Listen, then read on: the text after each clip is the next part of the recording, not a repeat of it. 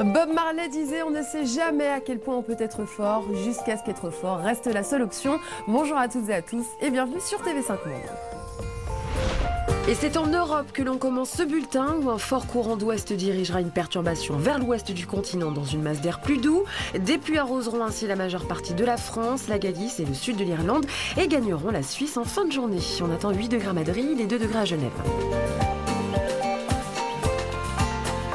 Du côté de l'Afrique, l'instabilité reculera sur la Méditerranée avec simplement quelques ondées résiduelles, notamment entre la Tunisie et le littoral égyptien. Côté Mercure, prévoyez 34 degrés à Windhoek et 24 à Livingstone.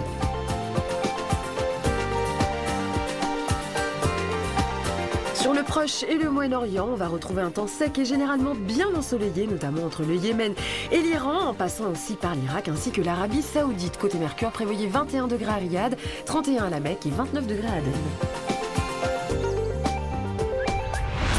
Quittons le Moyen-Orient pour nous rendre sur le continent asiatique.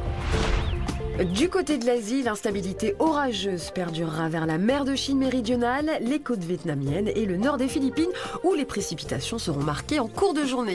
Côté Mercure, on attend 32 degrés à Bangkok ainsi qu'à Rangoon, 31 degrés à Manille et 31 également à Jakarta.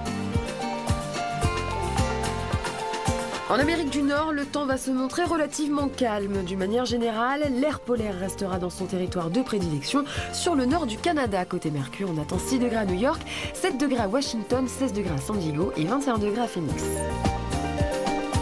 Une bonne moitié nord de l'Amérique latine va connaître des conditions instables, propices à des développements d'averses et d'orages. Le thermomètre indiquera 30 degrés à Sao Paulo, 34 degrés à Rio de Janeiro, 27 degrés à Buenos Aires et 11 degrés à Ushuaia.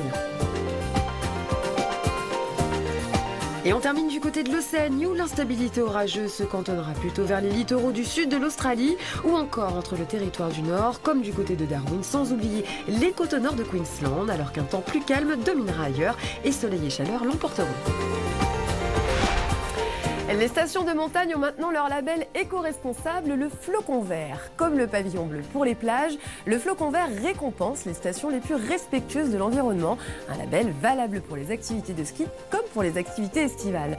Ce bulletin est à présent terminé. Toute l'équipe de TV5 Monde vous souhaite un agréable moment en attendant vos nouvelles prévisions.